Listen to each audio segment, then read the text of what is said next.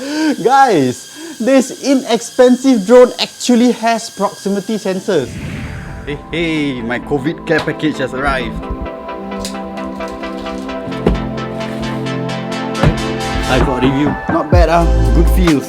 Like Banggood giving me a COVID recovery care package. Well, anyways, what's up fam? Rahim here, and I'll be reviewing today the new Eachine Tiny Whoop, which is the E008. Just for us to get moving along, I'll call it E08, alright? I say this as their new model because this is actually not the first Tiny Whoop that Eachine has ever come about. This is a great little flyer, the Eachine E010, their first model. And so comes along the E8. The package itself is much better looking than the first version, the E10. Check it out, this was the box that the E10 came in, right? Very basic looking. This new E8 comes in a more premium looking box with a matte finish. It says here this drone has 1 key return, headless mode, altitude control, a HD camera, also has some speed control. Okay, just something to note, right, is that for this set it is the blue version with 2 batteries. Let's unbox this and let's see what's inside.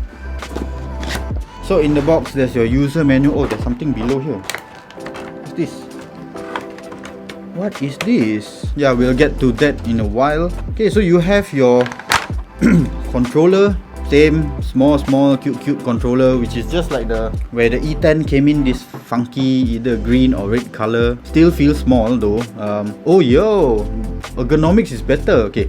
Here, have a look. It's just rounded and smooth for this E10 controller, but for the E8 there are actually like ergonomic cutouts, right, for you to like maybe hold on. Yeah, that's nice. Good grip that way. Power on off button. Oh, it's not a button, it's not a switch. Okay, that's gonna be irritating. Switches on top are now labeled, so you can see that this does rolls and this is for you to change the speed. I don't know what this is for. Oh no, this is what I don't like. It's gonna be self-centered in this manner, where in the E10 the controller came in with like a throttle that can stay in a position, right? So this kind of helps you control the throttle without much fight. Kind of feel better for me lah, but maybe because this drone now has altitude control, so these controls may be a bit different. Looks better by design, but what's this? Oh, okay. What does this do? This should be, yeah, just battery compartment. 3 times AAA. Alright, that's done. What else is in the kit? You get screwdriver, spare props. Alright, 2 clockwise, 2 anti-clockwise. We're good. USB to micro USB. Micro USB, come on, we're all now in Type C already. Let's touch on the drone a bit. Heavier. There's a lot of plastic now. Okay, the body has been redesigned. You have these cages like to fully protect from the props. I wouldn't say I really like this idea. Let's say you damage the prop. This is what the screwdriver is for. You're gonna have to unscrew the cage, and then that's where you can replace the props. I guess it's a safety feature, right, to make this drone much more safer. I would say that the build now is much more sturdier, right? It's like really stiff compared to the first version. It's a bit more flexy, but of course with flex it's not a bad thing, because this has really like been able to take hits against walls, against concrete and all this, and still be intact. So this has yet to be tested. To me, like, you have more parts, there's more parts to break. So now on the top side I can notice that there's this on off button. On the bottom side there are just way too many LEDs. I'm guessing not all are for lights, because they did say about the altitude control, so that could be a possibility that these are actually not just LEDs but sensors. Comparing to the E10, there's only 2 lights here, front and back, and that's about it. So now I know what this thing is the spare battery pack. Okay, so I'm guessing it's just a slide out and clip in. Oh yeah, okay, simple enough. Good and bad. It feels so easy to take out, but at the same time it's telling me that in a hard hit this is gonna be the first thing to fall out. Okay lah, maybe it's a good thing, because if it falls out then at least you prevent it from burning out the motors or whatsoever. Okay, pro and con. The overall weight of the drone feels much more than what I'm used to. So first to go is gonna be the E10, coming in at 16 grams plus the battery is 21 grams. Now we have the E8 with the battery included, with everything in, is gonna come in at 34 grams. Is it using the same battery here? I don't think so, right? E10 started out with a 150 mAh battery.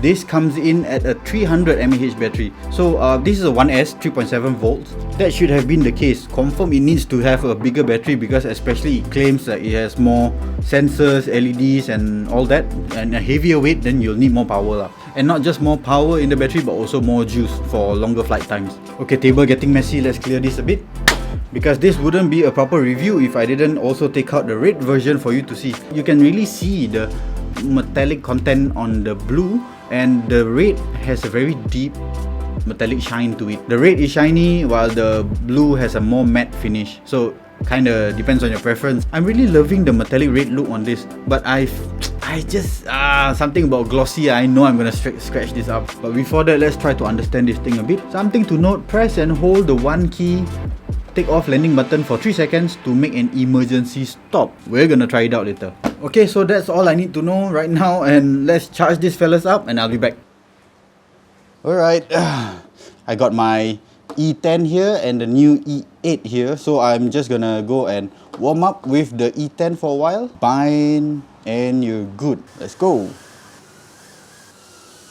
Alright, it still flies great.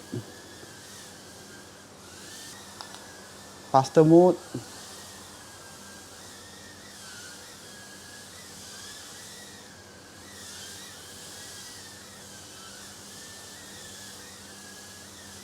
Okay, let's land this fella. Power this fella up. Okay, press, nothing, press and hold. Okay, powering up.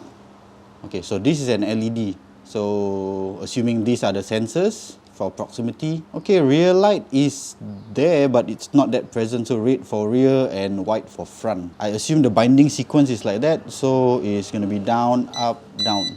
Nice. Bound. They did mention there is a one tap to launch, right? So, let's see how that goes. Whoa! Nice. A bit noisier though, right? You can hear, right? It's very noisy compared to the E10. It's hovering by itself. Getting close. Is that the proximity sensors working?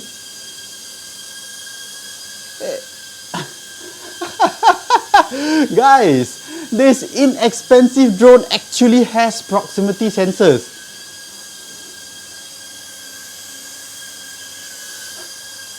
Nice. I'm not doing anything on the controls, but check it out. It is sensing. It truly can sense. What is the tolerance here? Okay, how about I bring it to a wall? That's about like 2 feet. Half a meter, about there, a bit more than that. Okay, how does it fly?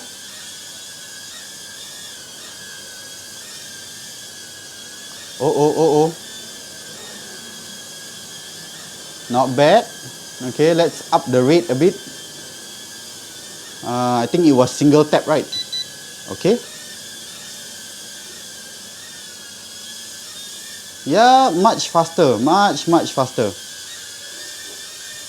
Okay, not say faster in speed, but the controls are a bit more agile.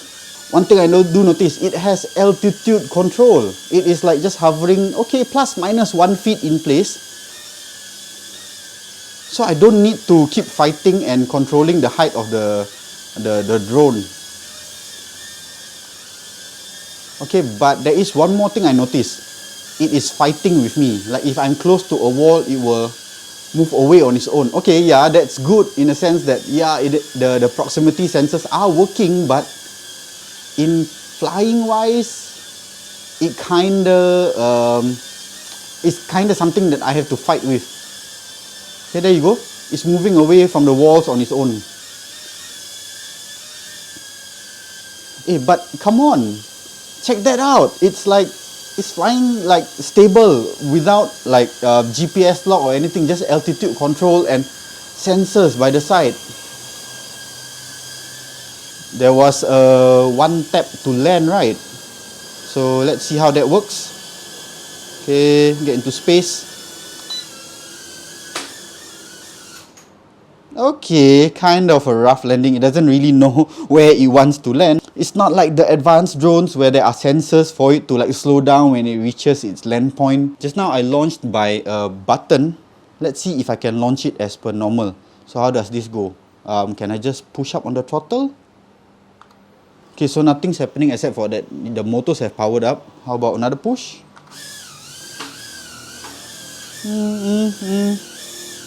Okay, takes a bit more control there. So far so good. It did mention that it can do flips, right? Let's see how that goes. And push forward. Okay, that was a front flip. Side flip. Okay, finicky, but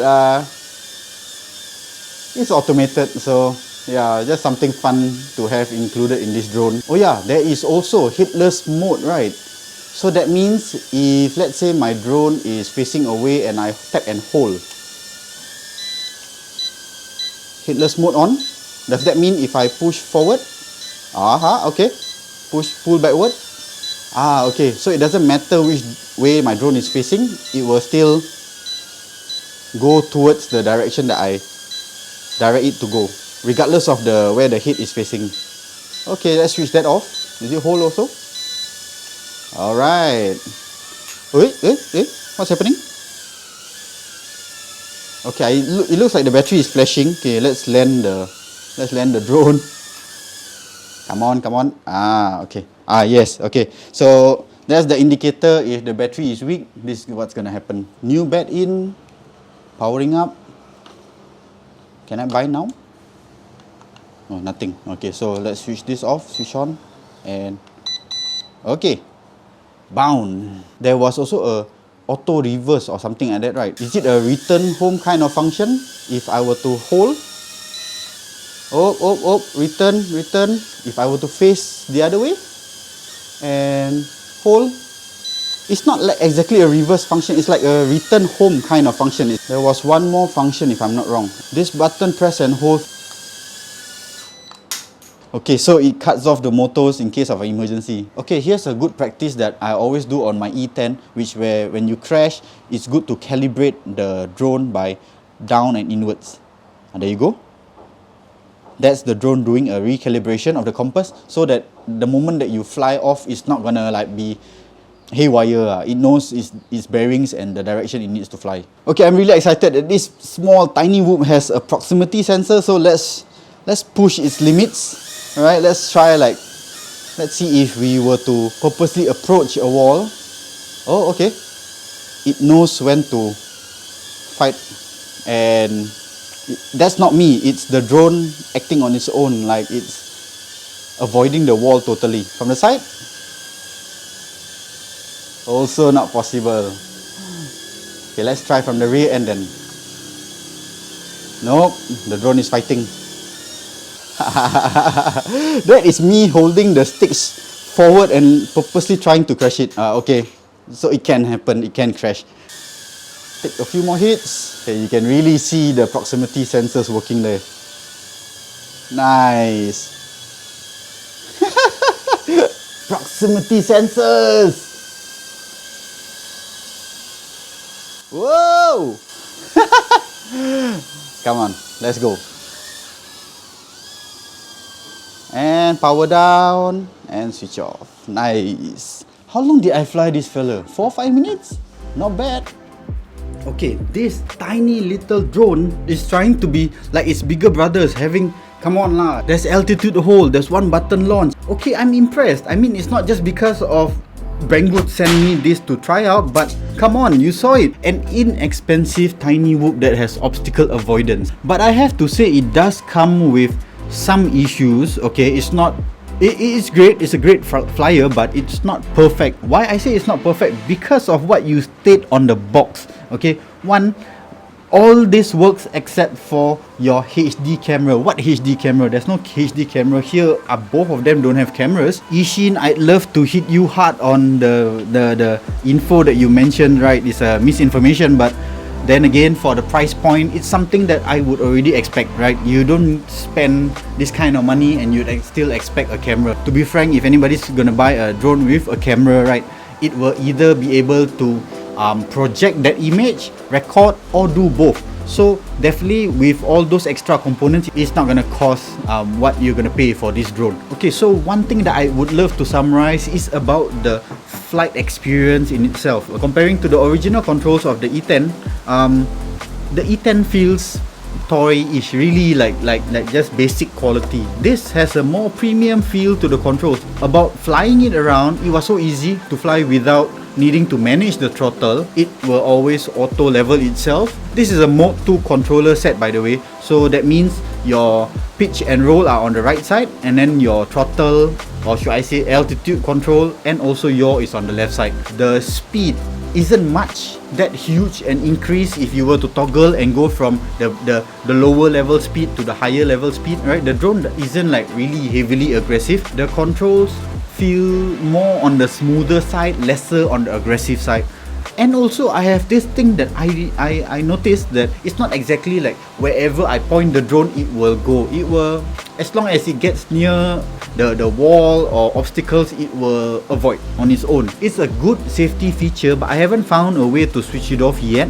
So yeah, definitely maybe that would be something that you'd expect from this drone when you are flying it around. When taking crashes, now that's something interesting, because in the previous drone it does not have a auto cutoff feature. It will just like go bouncing all over the place, right? But for this one, the moment it flips on its own, let's say it were to be in this position and falls, it will just cut off, right? I think that's a good safety feature. Now these cages are heavy, but they seem to serve, yes, they serve their purpose, so that preventing anything from getting stuck inside. Like for myself, I was flying around the house, when it hit against the curtain, it didn't snag on anything. Alright, so yep, definitely this is something worthwhile upgrade. These cages add on weight, but at the same time, you saw my flights. I think I did easily manage like 4 or 5 minutes. So that's a very good flight time for something this small. And remember, it has more electronics in the sense of the obstacle avoidance. So it's working harder, yet it can still manage that 4 or 5 minutes flight time. Color wise, when it comes down to it, if you're gonna go get either one of it, I really love the shine, the color of this red E8. But I guess if you're going for a safer color tone, the metallic blue, you can't go wrong also, but it's in matte lah. That's if it's your preference. Well, all in all, this has been a very impressive experience. I really didn't expect, like, come on lah, sometimes they do oversell on the boxes, like especially like obstacle avoidance, all this, right? And then like, sure, no, got obstacle avoidance for such a toy grade, but definitely had an enjoyable flight with this. So anyways, if you are thinking of getting one, now it's really an inexpensive drone. It gives you similar feels of a line of sight kind of flight, like how you would fly a Mavic or a DJI Phantom, but in a much smaller package. Definitely crash worthy versus you crash your $400-500 drone or even $1,000+ drone. So this will give you that good practice for an inexpensive price. So now if you're gonna get these two, well, check out my links down below. They are affiliate links. So what that means is that if today you wanted to buy these guys and you bought through them, I'll get a small cut.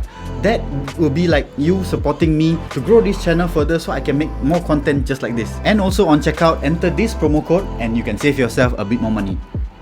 Alright, this has been a very interesting review. Alright, I'm not gonna drag this episode any longer, so I'm gonna wrap it up right here now. If you've liked this video and you wanna see more of such reviews, give me a thumbs up, subscribe if you're not already. Now leave me a comment, I'll get back to you as soon as I can. Pilots, as always, I'll see you in the skies. Peace. Too far away from the camera. Yes!